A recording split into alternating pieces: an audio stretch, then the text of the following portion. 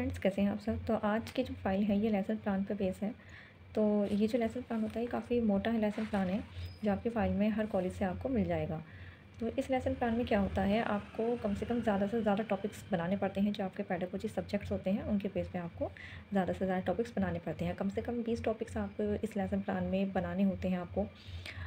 तो इस lesson plan के अंदर मैंने बहुत ही सिंपल टॉपिक्स बनाए हैं, आप इन्हें आसानी से देख सकते हैं। ठीक है, मैं आपको आज ये पूरा लेसन प्लान समझाऊंगी। मेरे साथ वीडियो में बने रहिए। चलिए शुरू करते हैं। देखिए, ये आपकी जो फाइल है, तो ये सेकंड नंबर का लेसन प्लान है। तो मैं आपको ये अच्छे से समझा देती हूँ। ठीक है, तो देखिए नंबर फर्स्ट पे आपका जो है विषय। तो विषय से मतलब होता है जो आपका पेडागोजी सब्जेक्ट है जिस पे आप बना रहे हैं। तो सबसे पहले तो वो डालिए आप। जैसे ये एसएसटी का लेसन प्लान है तो उसमें सामाजिक विज्ञान मैंने यहाँ पे लिखा है। उपविषय का मतलब होता है जो आपका मेन सब्जेक्ट होता है। ठीक है, जैसे एसएसटी के अंदर बहुत सारे सब्जेक्ट आते हैं, नागरिक शास्त्र होता है, भूगोल होता है, इतिहास होता है। तो आपको जिस सब्जेक्ट पे आप बना रहे हैं, टॉपिक पे बना रहे हैं, उसका पहले यहाँ पे उपविषय आपको लिखना होगा। उसके बाद प्रकरण की बात होती है। प्रकरण का मतलब होता है कि जिस टॉपिक पे आप फाइल बना रहे हैं उसका जो टॉपिक है वो आपको यहाँ पे लिखना पड़ता है। इसके बाद आ जाइए कि पूर्व ज्ञान में क्या है कि छात्र हमारे राष्ट्रीय प्रतीक के विषय में सामान्य जानकारी रखते हैं। कि छात्रों का आपको ये बताना है इस टॉपिक में कि छात्रों को इसमें कितनी जानकारी है। हमारे राष्ट्रीय प्रतीक के बारे में कुछ ना कुछ छात्रों को जानकारी अवश्य होगी, तो आपको वहाँ पे लाइन बना के लिखनी है। इसके बाद आ जाएंगे टीचिंग एड्स में। टीचिंग एड्स में सबसे पहले आपको लिखना है यहाँ पे श्यामपट्ट को बोर्ड भी बोलते हैं। इसके बाद आएगा चौक, चार्ट, पोस्टर, डस्टर आदि। टीचिंग एड्स का मतलब होता है कि जब आप वहाँ पे बच्चों को पढ़ाने जाएंगे तो जो जो आपको सामग्री वहाँ पे लेके जानी है वो सब चीज़ इसमें आपको लिखनी होगी। ठीक है, इसके बाद आ जाएगा प्रस्तावना कौशल। प्रस्तावना कौशल का मतलब होता है कि छात्रों के पूर्व ज्ञान को नवीन ज्ञान से जोड़ना। कहने का मतलब यह है कि छात्रों को जो पहला ज्ञान था उसके साथ साथ बच्चों को कुछ नया ज्ञान भी आपको देना है। ठीक है, वो आपको यहाँ पर स्टेटमेंट लिखनी होगी। अब नीचे आ जाते हैं। ये देखिए, जैसे यहाँ पे है कि हमारे देश का क्या नाम है। तो ये जो क्वेश्चंस होते हैं ये आपके ज़िगज़ैग टाइप के क्वेश्चंस होते हैं।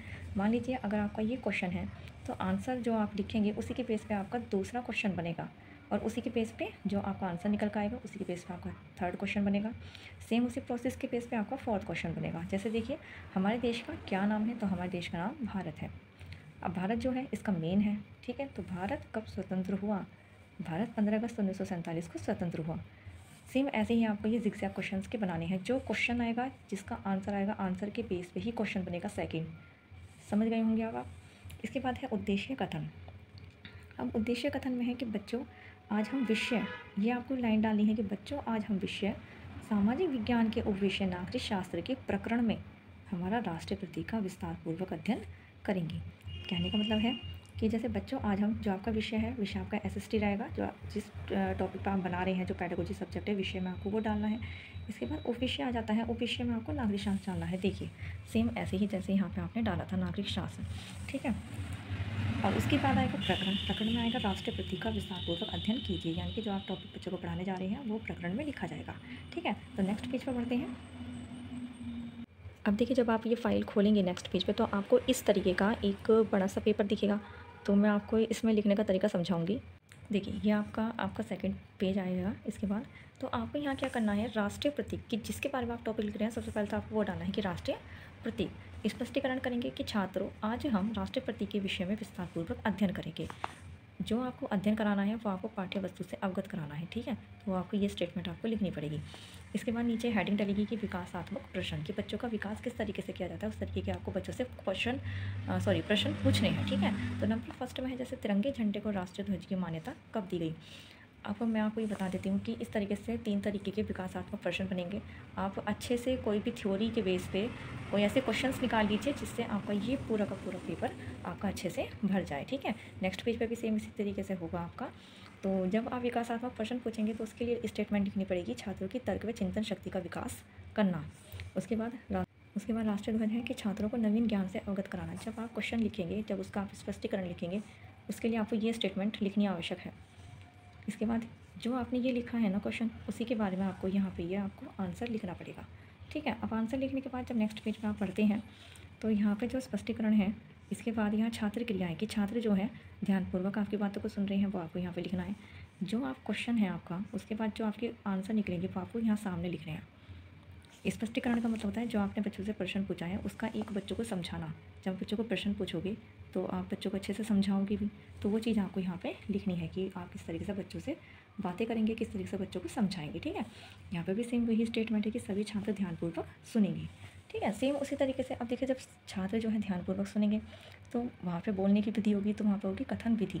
जब आप बच्चों से प्रश्न पूछेंगे उसके सामने लिखेंगे प्रश्नोत्तर विधि, और जब आप बच्चों को कोई चीज़ बता रहे हैं तो वहाँ पे लिखी जाएगी व्याख्यान विधि। अब यहाँ पर आता है आपका मूल्यांकन। मूल्यांकन का मतलब होता है जो आपने ये थ्योरी लिखी है उसमें से कोई एक क्वेश्चन बनाइए, क्वेश्चन यहाँ पे उसको लिख दीजिए। ठीक है, आप क्वेश्चन बना सकते हैं ईजिली। जैसे यहाँ लिखा है कि राष्ट्रीय ध्वज का अनुपात कितना है, तो ये भी इसी में से ही बनाया गया है कि देखिए राष्ट्रीय ध्वज का अनुपात 3:2 है। ठीक है, अब बढ़ते हैं नेक्स्ट पेज पे। आई होप आपको ये समझ में अच्छे से आ गया होगा। अब देखिए सेम यहाँ पे भी ऐसे ही है, विकासात्मक प्रश्न। अब आपके यहाँ पे फर्स्ट और सेकंड प्रश्न है, आप अपनी तरह से प्रश्न पूछ सकते हैं, ईजिली पूछ सकते हैं, कोई भी इसमें दिक्कत की बात नहीं है। ठीक है, जैसे यहाँ पे आप इन्होंने 2 आपके ये प्रश्न पूछे, इसके बाद यहाँ पे इसके दोनों के आंसर दे दिए। अब ये जो आंसर थे इसको ही हम प्रश्नोत्तर विधि बोलेंगे। इसके बाद इसका स्पष्टीकरण करा, सेम आपको भी ऐसे ही अपनी फाइल में करना होगा। इसके बाद यहाँ पे छात्रों का ज्ञान बोध कराना। ठीक है, और ये जो टॉपिक थे राष्ट्रीय ध्वज के रंग, राष्ट्रीय ध्वज के रंगों के बारे में जो आपने इसके बारे में आप बता रहे हैं वो टॉपिक आपको शॉर्ट में लिख के यहाँ पे लिखना पड़ेगा। ठीक है, इसके हम सेकंड पेज पे थर्ड पेज पे बढ़ते हैं। थर्ड पेज पे भी सेम ऐसी है, 3 ये क्वेश्चन पूछने हैं आपको, सेम ऐसी प्रोसेस जैसे मैंने आपको फर्स्ट पेपर में इसमें बताया है। अब इसके बाद क्या होगा, जब आप यहाँ से पूछ लेंगे तो अब आपको यहाँ पे लिखना पड़ेगा श्यामपट्ट कार्य कि छात्रों में लेखन क्षमता का विकास करना। यहाँ पे छोटा सा ब्लैक बोर्ड भी लगेगा, एक ब्लैक कलर का पेज होता है जो आप बच्चों से क्वेश्चन पूछेंगे ना, ब्लैक बोर्ड पे लिख के वो आपको यहाँ पे लिखने पड़ेंगे। ठीक है, उसके बाद सेम वही है, यहाँ लास्ट में लिखा जाएगा गृह कार्य छात्रों की प्रत्यास्मरण शक्ति का विकास करना। ये राष्ट्रीय ध्वज को सदा कब फहराते हैं, कोई भी बच्चों से गृह कार्य में आप बच्चों को कोई इससे रिलेटिव कोई एक प्रश्न लिखवा सकते हैं कि बच्चों आप इसको अच्छे से रीड करके घर पे आना।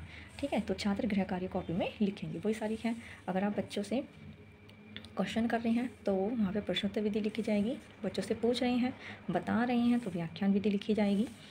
अगर ब्लैक बोर्ड का काम है तो वहाँ पे लेखन विधि का यूज़ होगा, और राष्ट्रीय ध्वज अगर आपने घर के लिए काम दिया है तो वो भी लेखन विधि से ही कराया जाएगा। ठीक है, सेम यहाँ पे भी ऐसे मूल्यांकन प्रश्न, इसमें से जो आपने स्पष्टीकरण कराया है उसमें से कोई 2 आपको क्वेश्चन बनाने होंगे, इसलिए बना सकते हैं आप, कोई भी इतना टफ नहीं है। सेम ऐसे मूल्यांकन प्रश्न है ये आपका, ये भी आपको ऐसे ही बनाना है। बहुत ही ईजी फाइल है ये, इतनी कोई टफ फाइल नहीं है।